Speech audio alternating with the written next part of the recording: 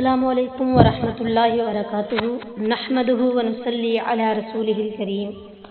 اما بعد فاعوذ باللہ السمیع العلیم من الشیطان الرجیم ربی اشرح لی صدری ویسر لی امری واحلل عقدۃ من لسانی یفقہوا قولی۔ آج کے سبق کا آغاز ہم سورۃ النساء کی آیت نمبر 63 سے کرتے ہیں۔ اعوذ باللہ من الشیطان الرجیم بسم اللہ الرحمن الرحیم۔ اولئک الذین، یہی وہ لوگ ہیں جو کہ یعلم اللہ، اللہ جانتا ہے، ما فی قلوبہم، جو ان کے دلوں میں ہے، فعارض، تو آپ تغافل کریں، عنہم، ان سے، وعظہم، اور ان کو نصیحت کریں، وقل لہم، اور کہیں ان سے، فی انفسہم، ان کے حق میں، قولا بلیغا، اثر کر جانے والی بات۔ یہ وہ لوگ ہیں کہ اللہ جانتا ہے جو کچھ ان کے دلوں میں ہے، سو آپ ان سے دھیان ہٹا لیجئے اور انہیں نصیحت کیجئے اور ان سے ایسی بات کہیے جو ان کے دلوں میں بہت اثر کرنے والی ہے۔ وما، اور نہیں، ارسلنا، ہم نے بھیجا، من رسول، کوئی پیغمبر، الا، مگر، لیطاع، تاکہ اطاعت کی جائے، باذن اللہ، اللہ کے حکم سے، ولو انہم، اگرچہ یہ لوگ، اذ ظلموا، جب انہوں نے ظلم کیا، انفسہم، اپنی جانوں پر، جاؤک، وہ آتے آپ کے پاس، فاستغفروا اللہ، پھر بخشش چاہتے ہیں وہ اللہ سے، واستغفر لہم الرسول، اور مغفرت چاہتا ہے ان کے لیے رسول، لوجدوا اللہ، تو وہ ضرور پاتے ہیں اللہ تعالیٰ کو، توابا، توبہ قبول کرنے والا، رحیما، مہربان۔ اور ہم نے کوئی رسول نہیں بھیجا مگر اس لیے کہ اللہ کے حکم سے اس کی فرما برداری کی جائے، اور اگر واقعی یہ لوگ جب انہوں نے اپنی جانوں پر ظلم کیا تھا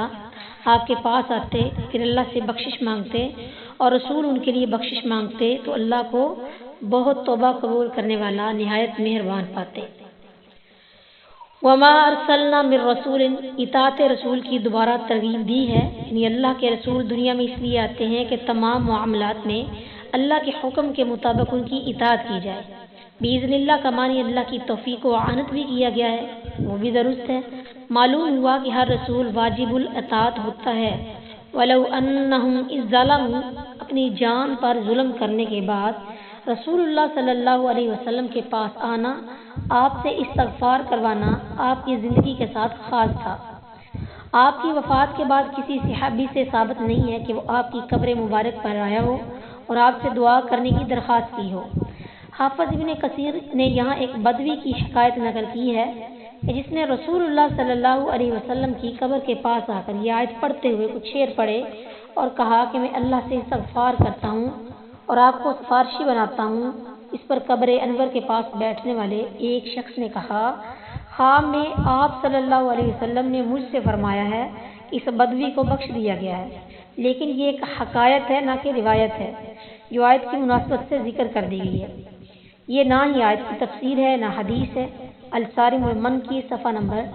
238، اور اس میں یہ لکھا ہے کہ اس حکایت کی سند نہایت کمزور ہے اور نبی کے خواب کے علاوہ کسی کا خواب دین میں دلیل بھی نہیں بنتا۔ آیت سے یہ تو ثابت ہوتا ہے کہ آپ صلی اللہ علیہ وسلم کی حیات مبارکہ میں آپ سے دعائیں مغفرت کروائی جا سکتی تھی، مگر آپ کی وفات کے بعد اس آیت کے روح سے قبر پر جا کر سفارش اور دعا کی درخواست کرنا کسی طرح بھی صحیح نہیں ہے۔ جاؤک فاستغفروا اللہ واستغفر لهم الرسول، اللہ تعالیٰ کی بخشش حاصل کرنے کے لیے اللہ تعالیٰ کی جناب میں توبہ و استغفار ضروری اور کافی ہے۔ لیکن یہاں جو کہا گیا ہے کہ اے پیغمبر، وہ آپ کے پاس آتے اور اللہ سے بخشش مانگتے اور آپ بھی ان کے لیے مغفرت طلب کرتے، تو یہ اس لیے کہ چونکہ انہوں نے جھگڑے کے فیصلے کے لیے دوسروں کی طرف رجوع کر کے آپ کی شان کی نامناسب حرکات کی تھی، جیسا کہ پچھلی آیات میں بیان کیا گیا ہے۔ اس لیے اس کے ازالے کے لیے انہیں آپ صلی اللہ علیہ وسلم کے پاس آنے کی تاکید فرمائی ہے۔ فلا وربک، پس قسم ہے آپ کے رب کی، لا یؤمنون، وہ مومن نہیں ہوں گے، حتی، یہاں تک کہ یحکموک، کہ آپ کو منصف بنائیں، فیما، اس میں جو، شجر بینہم، جھگڑے اٹھے ہیں ان کے درمیان، ثم، پھر، لا یجدوا، وہ نہ پائیں، فی انفسہم، اپنے دلوں میں، حرجن کوئی تنگی، مما اس سے جو ادیتا آپ فیصلہ کریں، ویسلموا اور تسلیم کر لیں، تسلیما خوشی سے، پس نہیں تیرے رب کی قسم ہے وہ مومن نہیں ہوں گے یہاں تک کہ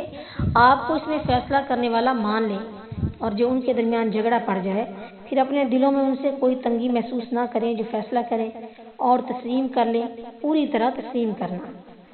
فلا وربک لا یؤمنون، اس آیت کی شان نزول میں ایک مسلمان اور یہودی کا واقعہ بیان کیا جاتا ہے جو رسول اللہ صلی اللہ علیہ وسلم سے فیصلہ کروانے کے بعد حضرت عمر رضی اللہ تعالیٰ عنہ سے فیصلہ کروانے گئے، جس پر حضرت عمر رضی اللہ تعالیٰ عنہ نے اس مسلمان کی گردن اڑا دی، مگر یہ واقعہ سندن صحیح نہیں ہے، جیسا کہ حافظ ابن کثیر نے بھی وضاحت کی ہے۔ ویسے رسول اللہ صلی اللہ علیہ وسلم صحابہ کے اصرار کے باوجود منافقوں کی بڑی بڑی گستاخیوں پر نہ انہیں قتل کرتے نہ قتل کی اجازت دیتے، اور وجہ یہ بتاتے کہ لوگ کہیں گے کہ محمد صلی اللہ علیہ وسلم اپنے ہی ساتھیوں کو قتل کرتے ہیں۔ مسلم الزکوٰۃ باب ذکر الخوارج، حدیث نمبر 1073۔ عبداللہ بن زبیر رضی اللہ تعالیٰ عنہ راوی ہے کہ زبیر رضی اللہ تعالیٰ عنہ اور ایک انصاری کے درمیان حرہ کی نالیوں میں جھگڑا ہو گیا۔ زبیر رضی اللہ تعالیٰ عنہ کی زمین اوپر کی جانب تھی جہاں سے پانی آتا تھا۔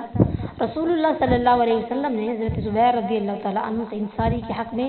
رعایت کی سفارش کی اور فرمایا اپنے باغ کو پانی دے کر اپنے پڑوسی کے لیے چھوڑ دو۔ اس پر انصاری نے کہا یہ اس لیے کہ زبیر آپ کے پھوپھی زاد بھائی ہیں، مطلب یہ تھا کہ آپ نے اس رشتے کی رعایت کی ہے۔ اس پر آپ صلی اللہ علیہ وسلم کو تکلیف محسوس ہوئی اور فرمایا زبیر اپنے باغ کو اتنا پانی دو کہ منڈیروں تک چڑھ جائے، پھر اس کے لیے چھوڑ دو۔ پہلے آپ نے انصاری کی سفارش کی، اب جب اس نے آپ کو غصہ دلایا تو آپ نے سفارش کے بجائے فیصلہ کیا اور زبیر رضی اللہ تعالیٰ عنہ کو ان کا پورا حق دلوایا۔ زبیر رضی اللہ تعالیٰ عنہ فرماتے ہیں کہ میرا خیال ہے کہ یہ آیت فلا وربک لا یؤمنون اس بارے میں نازل ہوئی ہے۔ مسلم الفضائل باب وجوب اتباع، صفحہ نمبر 2356، بخاری حدیث نمبر 4585۔ حتی یحکموک فیما، اس آیت میں اللہ تعالیٰ نے قسم کھا کر مومن ہونے کی 3 شرطیں بیان کی ہیں۔ پہلی یہ کہ کسی بھی جھگڑے کا فیصلہ رسول اللہ صلی اللہ علیہ وسلم کے علاوہ کسی اور کے پاس نہ لے جایا جائے، جیسا کہ سورہ نور کی آیت نمبر 51 میں ہے اور سورہ احزاب کی آیت نمبر 37 میں ہے۔ دوسری یہ کہ رسول اللہ صلی اللہ علیہ وسلم کے فیصلے پر دل میں کسی قسم کی تنگی محسوس نہ کی جائے، اور تیسری یہ کہ صاف اعلان کر کے اس فیصلے کو تسلیم کرتے ہوئے اس پر عمل کیا جائے۔ اب آپ صلی اللہ علیہ وسلم کی وفات کے بعد قرآن و سنت سے فیصلہ طلب کیا جائے گا۔ اس سے منکرین حدیث کے ایمان کی حقیقت پوری طرح کھل جاتی ہے۔ یہ آیت منکرین حدیث کے علاوہ ان لوگوں کے لیے بھی لمحہ فکریہ ہے جن کے امام یا پیر کے خلاف کوئی آیت یا حدیث آ جائے تو وہ صرف دل میں تنگی ہی محسوس نہیں کرتے بلکہ ماننے سے صاف انکار کر دیتے ہیں کہ کیا ہمارے امام کو اس آیت و حدیث کا علم نہ تھا، یا پھر اس کی تعویل کرنے یا اسے منسوخ قرار دینے کے لیے اپنی ساری قوت صرف کر دیتے ہیں۔ حقیقت یہ ہے کہ آیت کے صریح الفاظ کے مطابق نبی صلی اللہ علیہ وسلم کے فیصلے کے خلاف دل میں ذرا بھر تنگی یا ناپسندیدگی محسوس کی جائے تو یہ ایمان کے منافی ہے۔ وما علینا الا البلاغ۔